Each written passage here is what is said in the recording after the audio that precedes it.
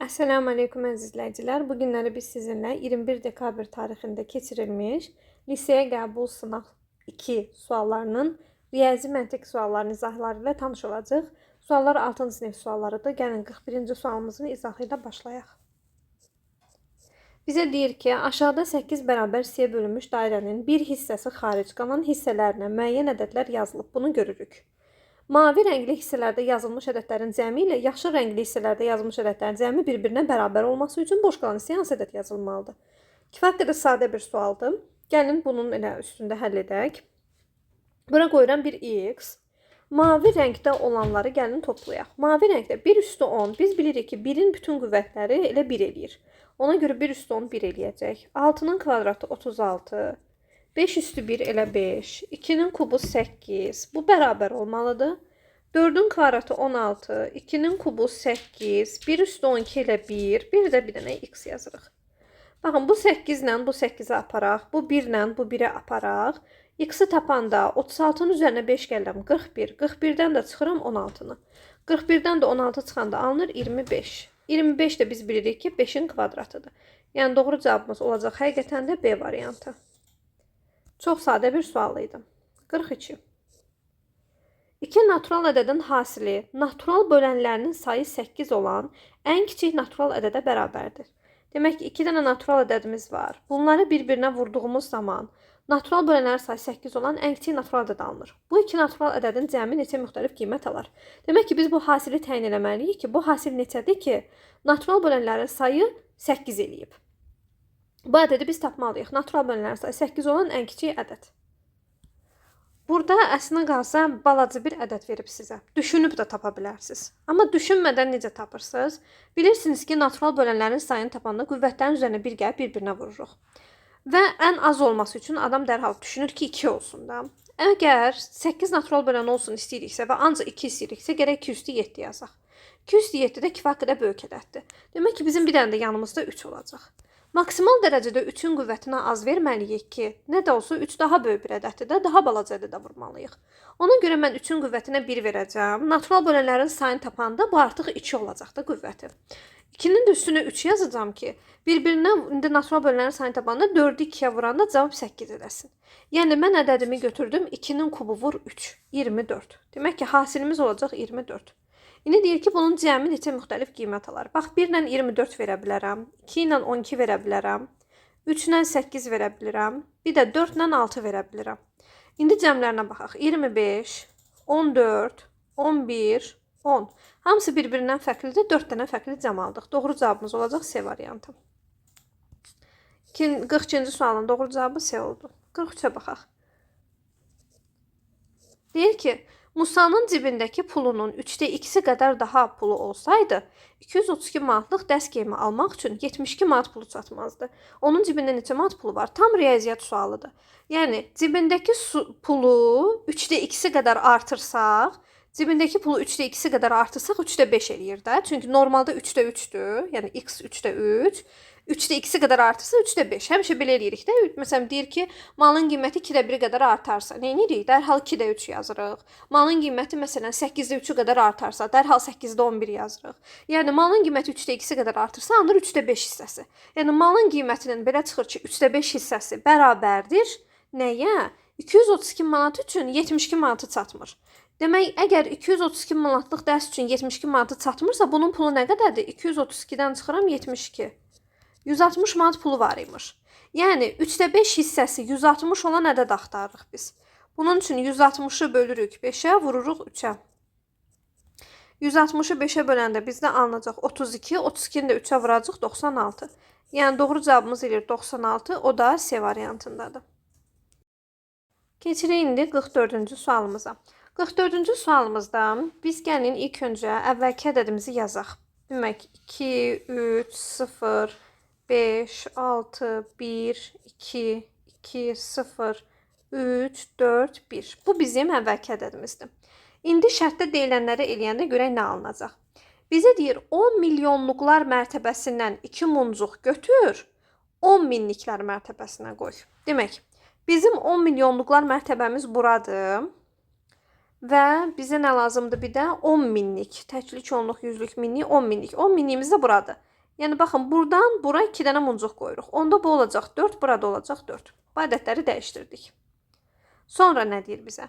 Deyir ki, 100 milyonluq mərtəbəsindən bir muncuq götür, milyardlığa qoy. 100 milyonumuz buradır, milyard buradır. Bundan buna bir dənəsini qoyuruq.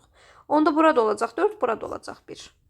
Və deyir ki, yeni alınan ədəd əvvəlki ədəddən neçə vahid böyükdür? İndi gəlin, yeni alınan ədədimizi yazaq. Yerdə qalanlar olduğu kimi qalır təbii ki. Çıxaq indi bunları bir-birindən.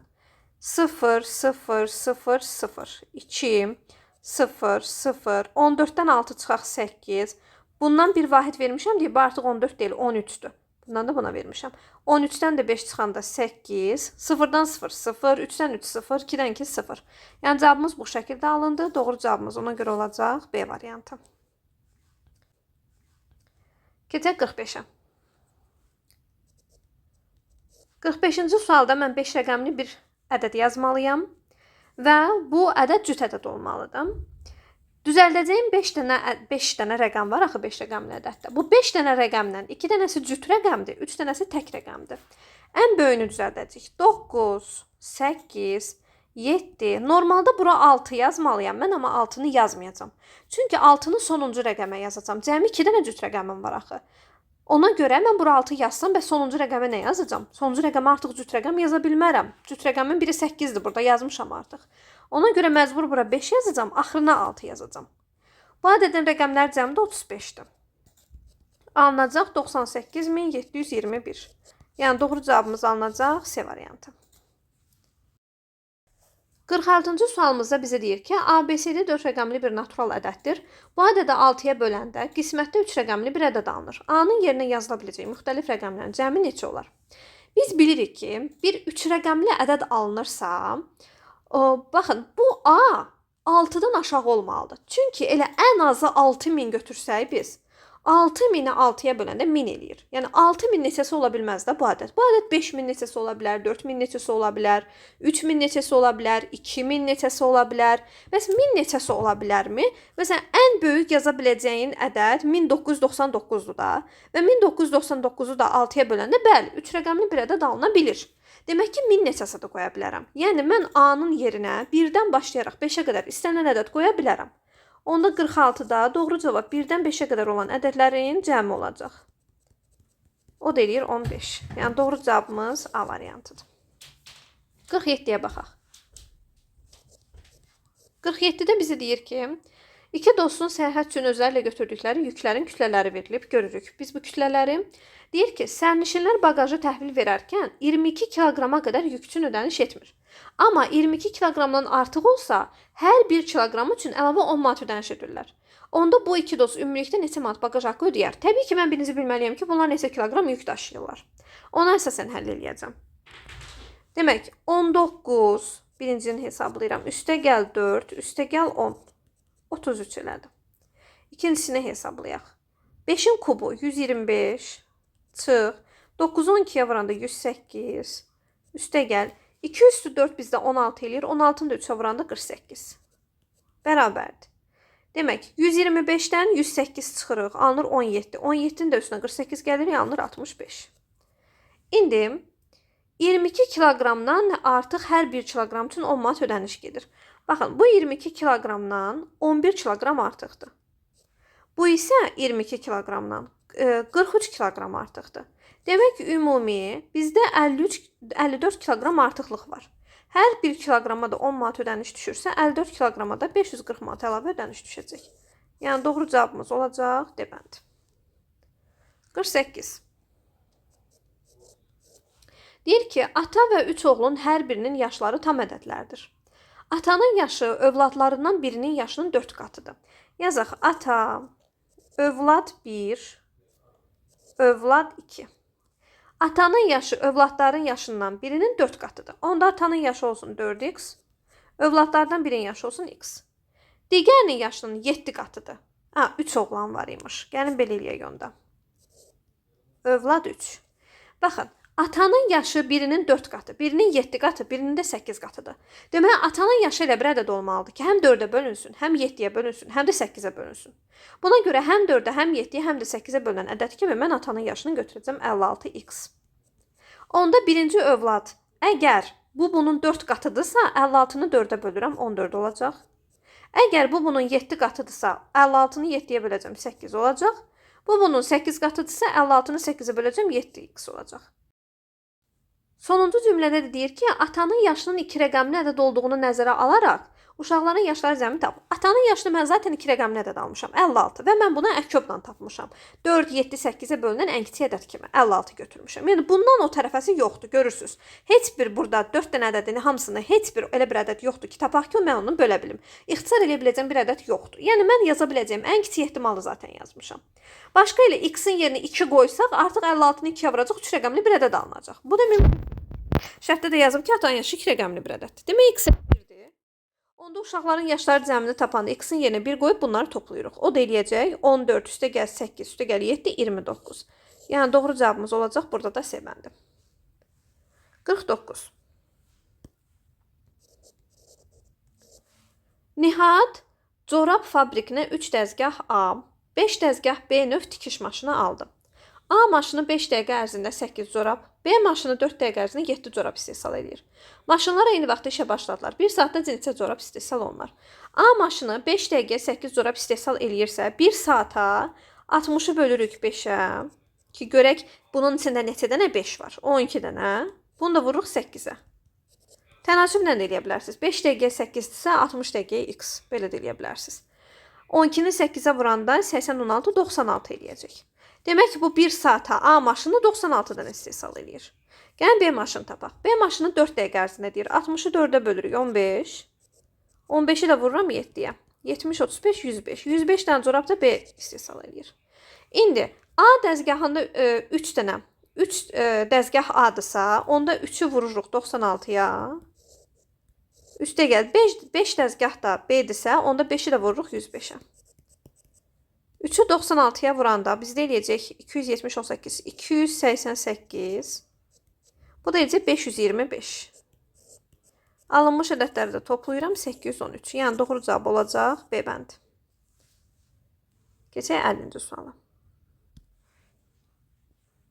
50-ci sualımızda 2 dənə gördüyümüz kimi bizə metal çubuqlar verilib. Birinin uzunluğu 72-dir, birinin uzunluğu 56-dır. Bizə deyir ki, bərabər uzunluqlu parçalara ayırmaq lazımdır və bir kəsmə 35 saniyə vaxt gedəcək. Ən az nə qədər vaxt lazımdır? Biz bilirik ki, ən az vaxt sərf eləmək üçün parçaları böyük-böyük götürməliyik.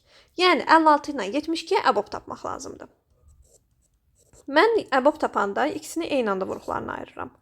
2-yə bölürəm 28 ilə 36, 2-yə bölürəm 14 ilə 18, 2-yə bölürəm 7 ilə 9. Əbobumuz oldu 8. Yəni həm 56-ya, həm də 72-yə bölünən ən böyük ədəd 8-dir. Ortaq böləni əbobu 8-dir. Onda 56-nı 8-ə bölək. 7 dənə hissə alınıb. Və 72-ni 8-ə bölək. 9 dənə hissə alınıb. Biz vaxtımızı nəyə sərf edirik? Kəsməyə. Biz kəsirik. Hissə avtomatik alınır. Yəni 7 dənə hissə alınıbsa, mən demək ki, bunu 6 dəfə kəsmişəm. 9 hissə alınıbsa, mən bunu 8 dəfə kəsmişəm. Bəzən şagirdlər toplayırlar, deyirlər, hə, 16 dənə hissə, bir dənə azaldıq 15 kəsim. Yox, ayrı-ayrı eləməsin. Bu çubuqlar ayrı-ayrı daxı, bir yerdə deyil. Bunu ayrı kəsim sayı gedir, bunu ayrı kəsim sayı gedir. Demək ki, ümumi bizə getdi 14 dənə kəsim sayı. Və 14-ü də vurmaq lazımdır 35-ə. 14-ü də 35-ə vuranda 70, 490. Necə vurdum rahat? 35-i birinci 2-yə vurdum, sonra da 7-yə. 14-ü parçaladım. Bu 490 saniyəni də təbii ki, gəlinini dəqiqə və saniyəyə ayıraq. Biz də bilirik ki, 490 saniyəni biz dəqiqə və saniyəyə ayırmaq üçün böləcəyik onu 60-a. Düşəcək 8 dəfə, qalıq da qalacaq 10. Demək ki, bu bizdə verdi 8 dəqiqə 10 saniyə. Yəni doğru cavabımız olacaq 8 dəqiqə 10 saniyə A variantı. Əslində bəsit bir sualdır. Amma yəni səhv yazmağa müsait bir sualdır da. Sadəcə sizə burada verilən variantlar elə variantlardır ki, siz hansı versiyada həll edirsiniz, düzgün cavabı yəni ala bilməyəcəksiniz elə olsa. Çünki əgər 15 olsa, məsələn tutam çaşdınız 15 götürdünüz. Siz onda 15-i vuracaqsınız 35-ə. Bu alınacaq sizə 525. 525-i də 60-a böləndə alınacaq 8 dəqiqə əlavə yəni 45-dir. 8 dəqiqə 45 saniyə. Belə bir variant yoxdur. Və yaxud da çaşıb hissələri çıxmasanız, yenə də elə bir variant yoxdur. Yəni sizin işinizi rahatlaşdırıblar. Elə bir variant qoymayıblar bura. Ona görə əslində qalsa hər ehtimal doğru cavabı burada siz tapa bilərsiniz. İçərisində müəyyən sayda adam olan avtobusa ilk dayanacaqda bir sərnişin minəndən sonra sərnişinlərin sayı 5-ə bölünür. Demək ki, sərnişinlərin sayı ya sonu 4-lə bitən bir ədəddir, ya da sonu 9-la bitən bir ədəddir ki, üstünə 1 gələndə 5-ə bölünür. Yəni, bu sərnişin sayının sonu ya 4-lə bitir, ya da sonu 9-la bitir. Sonra deyir ki, ikinci dayanacaqda 2 sərnişin n-dir. 5-ə tam bölünən ədəddirsə, sonu ya 5-lə bitir, belə çıxır, ya da 0-la bitir. Və 2 sərnişin eləndən sonra 2-yə tam bölünürsə, demək sonu 5-lə bitə bilməz axı. Çünki sonu əgər 5-lə bitsə, bu ədədin 5-lə bitən bir ədəddən 2 çıxanda sonu 3-lə bitəcək və 2-yə tam bölünməz. Demək sonu 0-la bitməlidir. Belə çıxır ki, başlanğıcda olan sərnişin sayı axırıncı rəqəmi 9 olan bir ədəddir. Ki, üstünə 1 gələcək, sonu 0-la bitəcək. Sonra 2 çıxacaq, 2-yə bölünəcək. Və sonra deyir ki, 4 sərnişin minəcək. Bu səfər də sərnişinlər sayı 7-yə tam bölünəcək. Aha, və deyir ki, avtobus eyni anda ən çox 45 sərnişin götürə bilir. İlk başda avtobus olan sərnişinlər sayının rəqəmləri hansı neçə olar? Demək ki, bu 45-dən kiçik bir ədəddir. 45-dən kiçik ədəddirsə ya 19-dur, ya 29-dur, ya da 39-dur. Bütün ehtimalları yazaq. 19, 29, 39. 19 olsa üstünə 1 gələndə 20 eləyir. Alınan ədəddən 2 çıxacaq, 18 eləyəcək. 18-in də üstünə 4 gələndə 7-yə bölünməyəcək. 29 olsa üstünə 1 gələndə 30 eləyəcək, 30-dan 2 çıxacaq 28 eləyəcək, üstünə 4 gələndə 7-yə bölünməyəcək. 39 olsa üstünə 1 gələndə 40 eləyəcək, 40-dan 2 çıxacaq 38 eləyəcək, 38-in üstünə də 4 gələndə 42 eləyəcək və 42 7-yə bölünəcək. Demək ki, sərnişin sayımız 39 imiş. Onun da rəqəmləri hasili olacaq 27. Çox qəşəng bir məntiqli sual idi. Bayaqdan da elədiyimiz sualların əksəriyyəti məntiqdən daha çox riyaziyyat təfəkkürə əsaslanırdı. Yəni riyaziyyat əsaslı idi. Amma 51 tam bir məntiq sualı idi. Həqiqətən də düşünmək lazım idi ki, aha, mən demək sonuncu rəqəmini 9 eləməliyəm ki, üstünə 1 gəlib 2 çıxanda bu ədəd 2-yə bölünsün. Əks halda sonuncu rəqəmini 4 edəsən, üstünə 1 gələndə 5 eləyər. Təzən 2 çıxanda artıq sənin alınan ədədin tək ədəd alınacaq, 2-yə bölünməyəcək. Oradan tutdum ki, aha, sonuncu rəqəmi 9-dur. 45-dən də kiçikdirsə, ya 19-dur, ya 29-dur, ya da 39-dur. Bitdi, çox bəsit. Rahat tapmaq olardı əslində. 52. Çox bəsit bir sualdır. Məntiqini tutmalı olduğumuz tək şey odur ki, hər 7 xala bir əlavə xal verilirsə, belə çıxır ki, hər dəfə 8-ə bölünən ədəd alınır. Baxın, məsələn, 14 xala 2 əlavə xal verir, 16 eləyir. 21 xala 3 əlavə xal verəcək, 24 eləyəcək. Amma görürsünüz, şərtdə verilən ədəd 8-ə bölünən ədəd deyil. Demək ki, məsələn, tutalım deyirəm, 10 bal toplayıb. 10 xal toplayan adama yenə də 1 xal artıq verilir də. Çünki onun içində cəmi 7 bir dəfə iştirak eləyir. Yəni, onun içində cəmi bircə dənə 7 var. Məsələn, bir adam 15 xal toplayıbsa da, yenə də ona 2 əlavə xal verəcək də. Yəni, təkcə 14 bal toplayanda vermir ki, 2 əlavə xalı. 15 də toplasa verəcək, 16 da toplasa verəcək, 17 də toplasa verəcək. Yəni, 7-nin içində nə qədər misli varsa, o qədər əlavə 1 xal qazanır bu. Onda mən gəlin 57-ni bölün birinci 8-ə, çünki bir əlavə xalla bir yerdə 57 baldır da. Onu bölürəm 8-ə, düşür 7 dəfə, qalıq 1. Buradan başa düşürəm ki, mənə demək ki, cavab 7-dir. 7 əlavə xal qazanıb. Amma məndən soruşa bilərsiniz, müəllimə, indi mənə soruşa bilmirsiniz də orada onlayn, amma beyninizdə düşünürsünüz yəqin. Neçə xal toplanmışdı ki bu? Bu toplanmışdı əslində qalsa 50 bal. Əslində qalsa 50 xal toplanmışdı. 50-ni də 7-yə böləndə 7 dəfə düşdüyü üçün, yəni 50-nin içində 7 dənə 7 olduğu üçün əlavə də 7 xal qazanıb, olub 57. Yəni əlavə qazandığı xal 7-dir, normalda topladığı bal da 50 imiş. Doğru cavabımız olacaq C variantı. Biz çoxlu C variantı yazdıq bu günləri. 53-ə baxaq. Deyir ki, aşağıda verilən kartların hər birindən 2 ədəd seçilir. Birinci kart seçilən ədədlər sürətə, ikinci kartdan seçilən ədədlər isə məxrəcə yazılır. 2 kəsr əldə edilir. Əldə olunan bu 2 kəsrin cəmi ən çox neçə olar? Kəsrlərin cəminin çox olması üçün verilən ədədlər də çox olmalıdır. Ədədin çox olması üçün isə, belə deyək, surətə yazılan ədəd məxrəcə yazılan ədəddən nə qədər böyük olsa və yaxud da bir-birinə nə qədər yaxın olsa, o qədər yaxşıdır. Ondan bizim burada görürsünüz, birinci kartda 4 dənə ədədimiz var. Sürət nə qədər böyük olsa, o qədər yaxşıdır.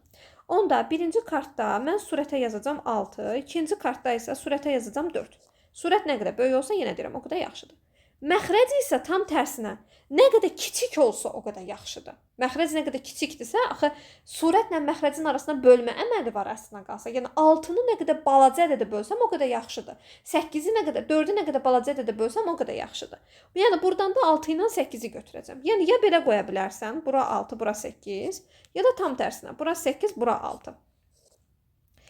Bir-birinə yaxın olsunlar deyə, məsələn, mən belə götürürüm. Birinci 8, 6. Birinci bunu toplayım. Bu eləcək 4-də 3, üstə gəlinsin 3-də 2. Toplayanda alınır 12-də, 9 üstə gəl 8, 17. Yəni 1 tam 12-də 5. Bu birinci. İkinci ehtimalda dəyərləndirək. Bura qoyacaq 6, bura qoyacam 8.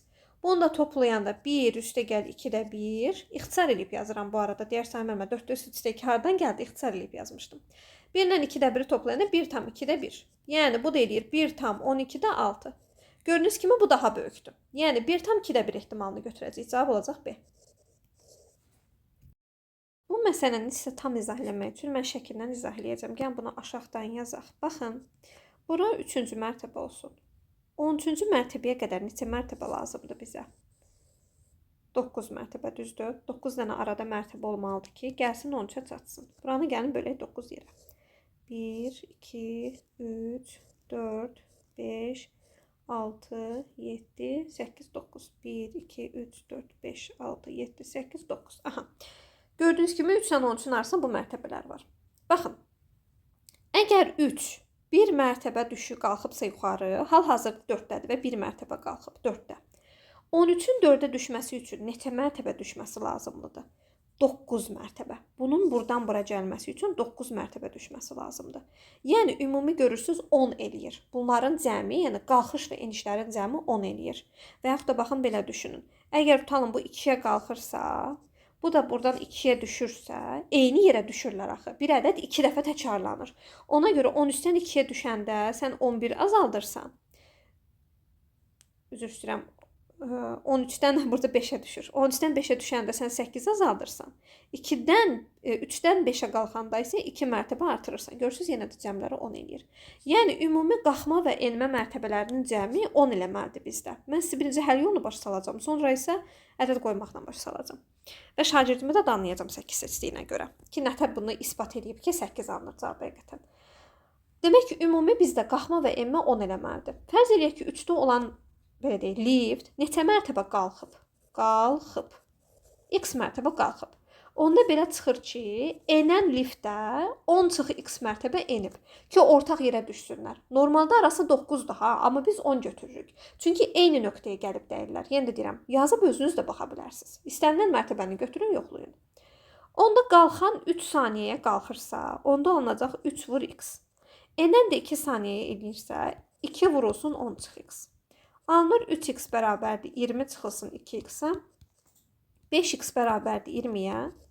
X də bərabərdir 4-ə. Demək, qalxmaqla baxsaq 4 mərtəbə qalxıb, enməklə baxsaq 6 mərtəbə enib. Yəni 3-dən 4 mərtəbə qalxıb, 13-dən 6 mərtəbə enib. Yəni 7-ci mərtəbədədir. 4, 5, 6, 7. Hal-hazırda baxın, Səid buradadır. Ona görə buradan bura qalxanda 4 mərtəbə qalxdı. 4 vur 3, 12 elədi. Buradan bura enəndə 6 mərtəbə endi. 6 vur 2, 12 elədi. Gördüyünüz kimi bərabər vaxta düşdülər. Məsələn, məndə şagird 8 götürüb. 3-dən 8-ə qalxma 5 saniyə vaxt gedir. 5-ə vurursan 3-ü 15 eləyir. 13-dən 8-ə düşməyə də 5 saniyə vaxt gedir. Bu ədədi orta kimi düşünüb də elə bil ki, 16-nı bölüb 2-yə. Halbuki əlaqəsi yoxdur. Yəni yaz isbat elədi onu da. Əsəbləşdim. 13-dən çıxanda 5, 13-dən də 5 çıxmaq 8 edir. Demək ki, 5-i də vuracaq ki, 10 eləyəcək. Biri 10 elədi, biri 15. Eyni saat eləmədi axı, eyni vaxt eləmədi. Sadəcə eyni mərtəbə elədi. Eyni mərtəbə düşmə, eyni mərtəbə qalxmaq. Bizə zaman lazımdır. Eyni zamanda çatmalıdırlar bu liftlər. Onda demək ki, 7-ci mərtəbədədir ki, 12 saniyəyə çatıb. Yəni Səid neçənci mərtəbədədir? 7-ci mərtəbədə. Doğru cavabımız olmalı idi burada. A bəndi. Keçirəm indi 55-ə. Baxırıq 55-ci suala. 55-ci sualımızda bizə bir cədvəl verilib. Cədvələ görə A ilə A-nı toplayanda K eləyir. A ilə B-ni toplayanda M eləyir. A-nı B-yə vuranda 42 eləyir. A-nı S-yə vuranda 48 eləyir. İndi gəlin baxaq. Bir də S-ni S-yə vuranda el eləyir. S-ni S-yə vuranda el eləyir. Demək ki, el hər hansısa bir natural ədədin kvadratıdır. Bunu başa düşdük biz. Bir də burada B ilə S-nin cəmi 15 var imiş. Onu da indi gördüm. B ilə S-nin cəmi də 15 eləyir. Bu da yazılmışdı burada. Gəlin indi baxaq. B ilə S-nin cəmi 15 eləməlidir. Baxaq. Mən burada, baxın burada belə bir şey eləyəcəm. Alt-alta bunu böləcəm. Alt-alta bunu bölsək, A-lar gedir. Qalır B böl S bərabərdir 42 böl 48. 42 ilə 48 də hər ikisini də gəlin ixtisar eləyək 6-ya. Burada qalacaq 7, burada qalacaq 8. Yəni B 7-nin mislidir, S də 8-in mislidir. Əslində 7K 8K verməliyik. Amma 7 ilə 8-i toplayanda elə 15 eləyir də. Demək ki, elə B tam olaraq 7-dir, S də tam olaraq 8-dir. Yəni tapdıq ki, bizim B-miz 7-dir, S-miz 8-dir. İndi B-miz 7-dirsə 7 nəyə vuranda 42 eləyir? 6-ya. Demək ki, A-mız da 6-dır. A-nı da tapdım, B-ni də tapdım, S-ni də tapdım. İndi S 8-dirsə, belə çıxır, el neçə olacaq? 8-i 8-ə vuranda 64. Yerinə qoyaq. A ilə B-nin cəmi. A ilə B-nin cəmi eləyir 13. A ilə A-nın cəmi eləyir 12. Demək ki, 64-ün üzərinə gəlirik. M-i, yəni 13-ü, çıxırıq 12-ni. Cavab eləyəcək 65. Cavab C variantı. Keçirəm 56-ya. Maksimum balı 110 olan bir imtahanda 2 nəfərin aldıqları balların nisbəti 45-in 35-ədir.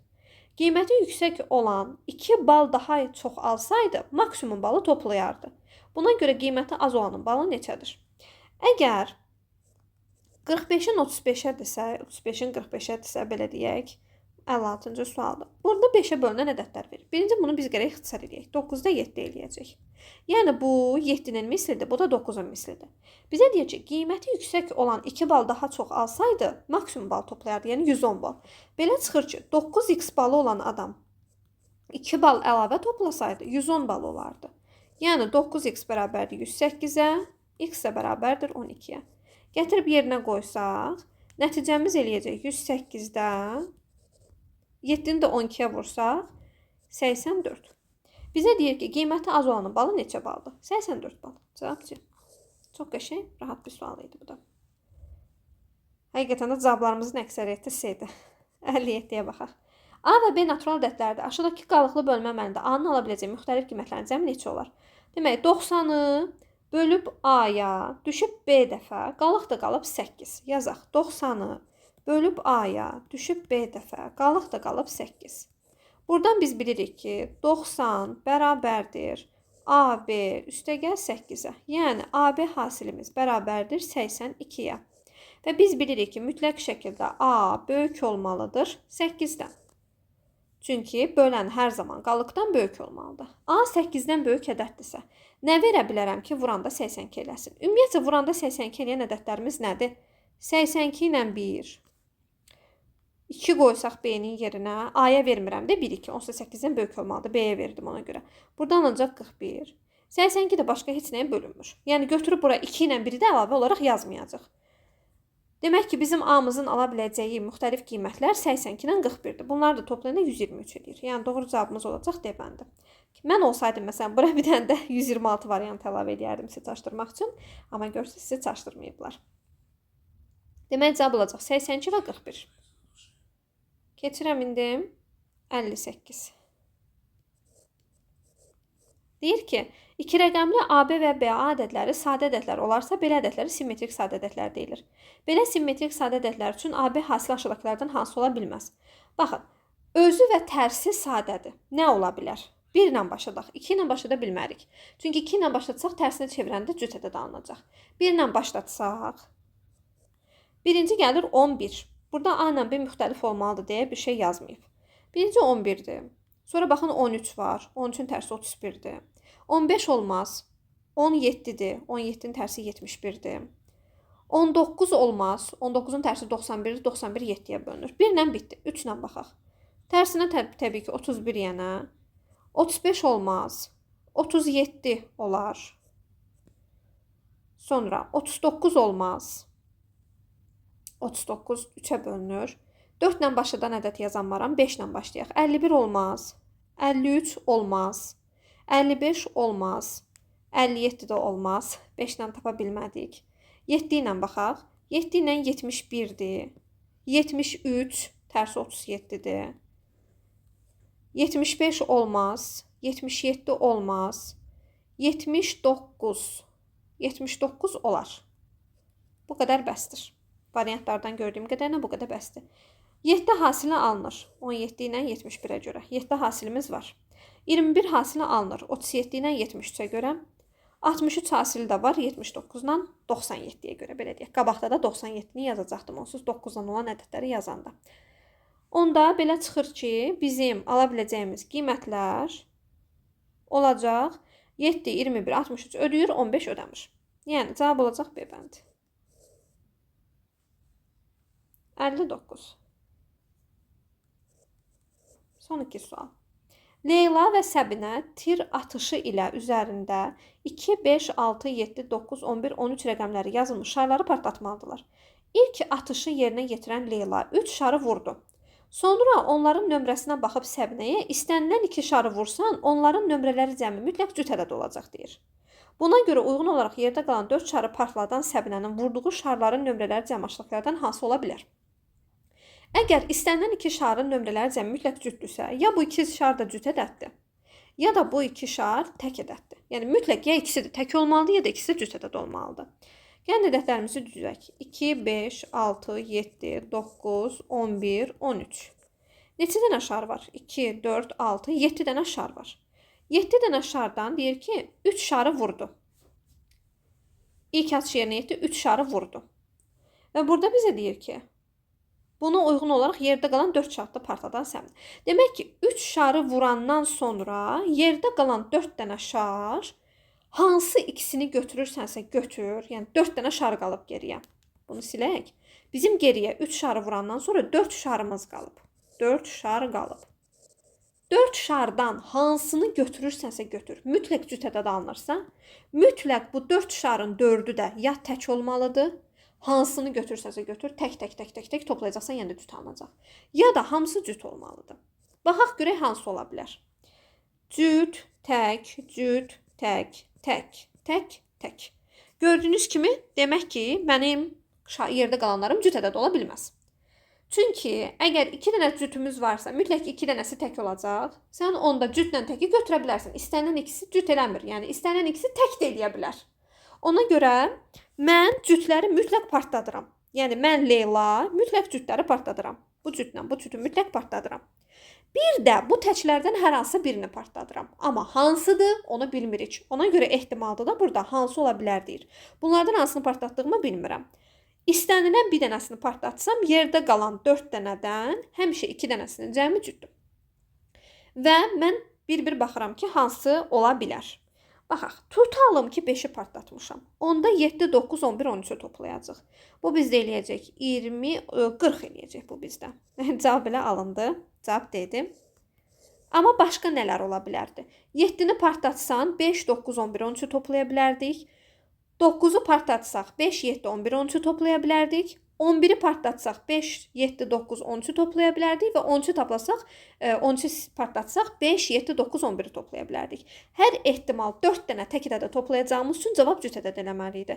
Yəni B ilə C onsuz da ola bilməzdi. Ya A idi, ya da D idi. Buradakı ədədlərdən də ən kiçiklərini toplayanda doğru cavab eləyir 32. Yenə də 30 eləmiş. Yəni o səbəbdən cavab heç vaxt A variantı da ola bilməzdi. Keçdim 60-a. Müxtəlif sadə ədədlərin cəmi 30-a bərabərdir. Onların mümkün ən böyük hasilini tapın. Demək, cəmi 30-a bərabər olan ədədləri götürməliyik ki, mümkün ən böyük hasili tapaq. Bu halda necə edirsiniz? Hasilin böyük olmasını istəyirsinizsə, bilirsiniz ki, vuruqlarınız böyük olmalıdır. Eyni zamanda belə bir məsələ var ki, vuruqlar nə qədər çox olarsa, hasil o qədər böyüyər, düzdürmü? Bir yandan da vuruqların çox olması da önəmlidir. Nə qədər çox vuruq, o qədər böyük hasil deməkdir. Onda biz ədədləri belə seçəcəyik. Cəmi 30-a bərabərdirsə, mən burada sadə ədəd kimi müxtəlif sadə ədəd deyir. Birinci məsələn 2-ni götürsəm, balaca ədəd götürürəm də. Sonra məsələn 3-ü götürsəm, 5-i götürsəm, 7-ni götürsəm, neçə eləyir? 17. Sonra bir dənə də 13 götürə bilərəm. 17-dən sonra 30 alınması üçün bir dənə də 13 götürə bilərəm. Başqa, yəni ehtimal alınmayacaq burada. Əgər 2, 3, 5, 7, 13 götürsəm. Yəni vuraq bir-birinə. 6 vur 5, 30. 30 vurulsun 7, 210. 210-u da vuraq 13-ə. 2730. Variantlarda bundan böyük ədədlər var. Özümdən şübhələnirəm. Başqa bir ehtimal düşünək. Məsələn, bu səfər 3-dən başlayaq. 3, 5, 7. Bunları toplayanda məcburam o birisinə 15 verim. Olmaz. 5, 7, 11, 18 üstə gəl 5, 23 eləyir. Yenə alınmadı gördüyünüz kimi. Başqa necə toplaya bilərəm? 2, 5, 7, 14 eləyir. Məcburam 16 qoyum. 2, 5, 11. Yenə də məsələn gördüyünüz kimi bizdə alınmayacaq. 18 eləyir çünki. 12 eləməsi üçün alınmır. Heç cür başqa ədəd alınmır. Görürsünüz, bir neçə ehtimal yoxladım. Cavab elə al. Bununla da izahlarımız bitdi. Ümid edirəm ki, hər bir şey sizə aydındır. Növbəti video izahlarda inşallah ki, görüşənədək sağ olun, salamat qalın.